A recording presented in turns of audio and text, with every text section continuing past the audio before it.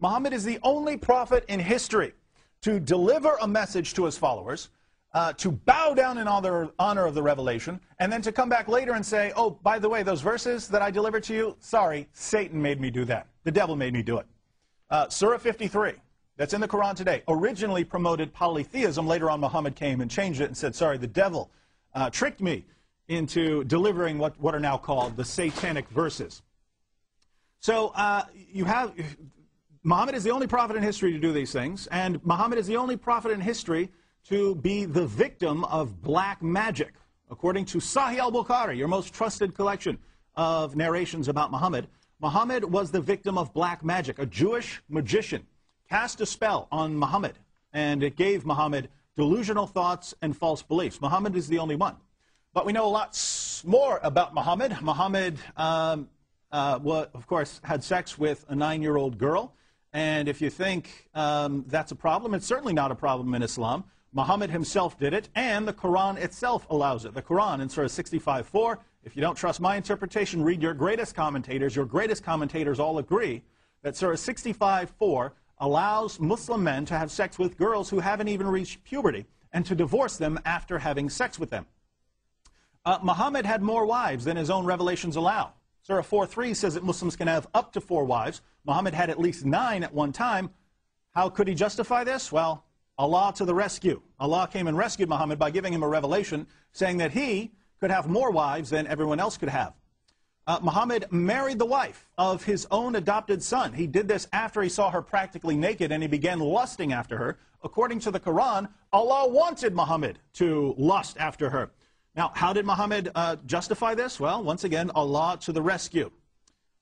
Revelation started coming down saying that this was okay.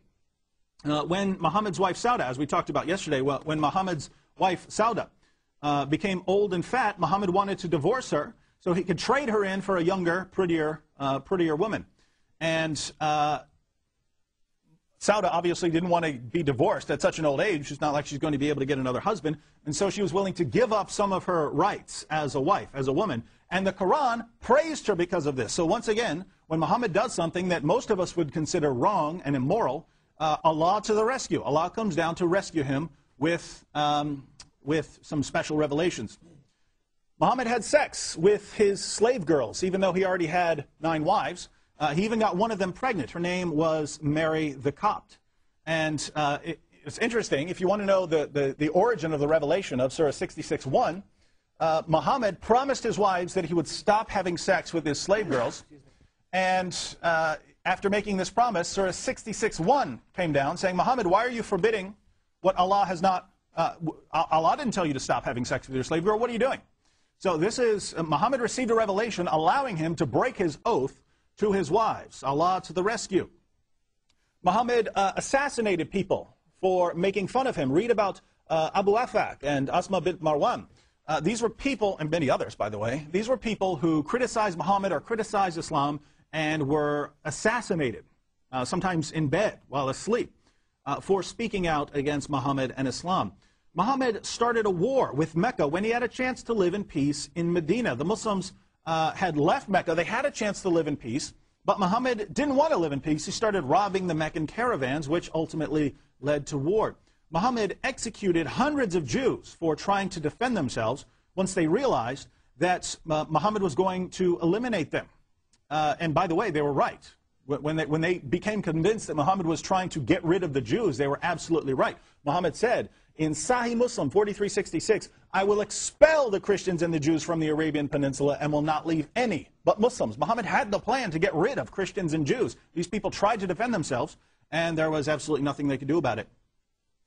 Muhammad said things that totally contradict all of history. For instance, Muhammad said that Jesus didn't die on the cross.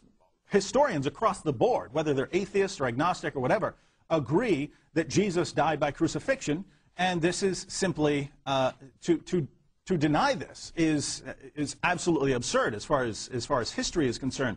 Muhammad recycled stories that are based on known forgeries, and he passed them off as the infallible word of God. Stories about Jesus speaking when he was a baby, or Jesus giving life to clay birds. Everyone knows that these were based on forgeries. No scholar takes these stories seriously, and yet We find them in the Muslim sources, in the Quran, and Muhammad couldn't tell the difference between a false story based on a forgery and a true story. Muhammad tortured people for money. Read about Kanana. Muhammad ordered his followers to light a fire on Kanana's chest so that he would tell them where the money was hidden. Muhammad supported his ministry by robbing people. Why bother working hard when you can just rob people? Muhammad enslaved thousands of people. He allowed his followers to rape their female captives. Muhammad also raped his female captives. He would take the most beautiful captives back to his own tent. Muhammad told his followers that it's okay to beat their wives into submission. He told his followers that women are stupid and that their testimony is unreliable. Muhammad taught his followers to believe in a God who loves them only and no one else. Muhammad adopted idolatrous pagan practices like kissing the black stone and bowing down to the Kaaba. And these are part of Islam now, and they were pagan practices. Now, we could, of course, go on, but think about all of this. What could Dr. Zakir Naik possibly say to show that Islam is as obviously true as 2 + 2 = 4, so much so that Muslims have a right to oppress people? What's he going to say? I mean, we look at the Muslim sources, it's problem after problem after problem. I mean, come on. Muhammad is suicidal because he thinks he's demon-possessed. He's delivering revelations and taking them back, saying Satan tricked him into doing it, and people are giving him false beliefs by black magic, and this is the man that we're all supposed to trust as much as we trust basic mathematics. What could Dr. Naik possibly say? What's he going to say? That science shows that Islam is true? This seems to be his favorite argument. And what happens when we actually examine that critically? We look at Surah 1886, which says that Alexander the Great traveled so far west, he found the place where the sun sets. According to the Quran, the sun sets in a pool of murky water. According to Surah 67:5, stars are missiles that God uses to shoot demons. When you see a shooting star, it's because a demon tried to sneak into heaven, and Allah became angry and hurled a star at him. That is so wrong in so many ways. It's absolutely absurd. We read in the Quran that there are 7 earths, and we know that these earths are flat, because according to the Quran, the earth is flat. You have these 7 earths stacked up like pancakes. Islam gets it wrong in almost every way. According to the Quran, semen is formed between the backbone and the ribs. Is this right? No. Over and over and over again, and if you'd like to go into more detail, we certainly can. But over and over and over again, we look at scientific claims that the Quran is making, and they're absolutely wrong and false. We haven't even looked at the hadith. We haven't even looked at the hadith where Muhammad says if a fly falls into your drink, dunk the fly in the drink, because even though one of the wings has a disease, the other wing has a cure for the disease. This is false. Flies don't go around spreading cures for diseases on their wings.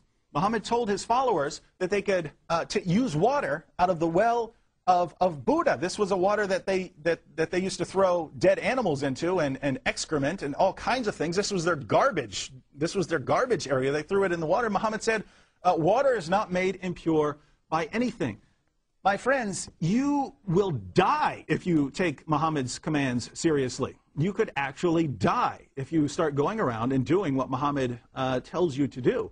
And Dr. Naik he's a medical doctor. He knows this. So think about this.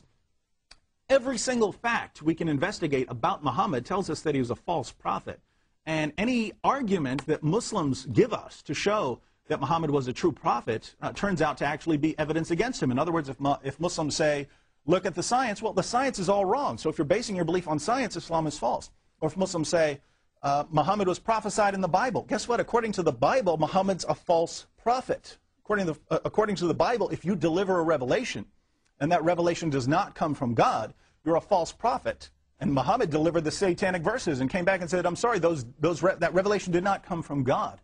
If Muhammad had delivered the satanic verses during the time of Moses, Moses would have ordered his followers to pick up stones and stone him to death as a false prophet. You Muslims say you believe in Moses. Doesn't it bother you that Moses would have killed Muhammad?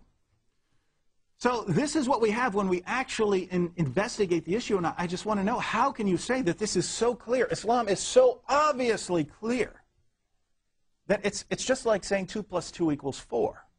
And it's so obviously true, the Muslims are the authorities on the issue of religion, that Muslims have the right to oppress non-Muslims and not give them the right to speak about their beliefs.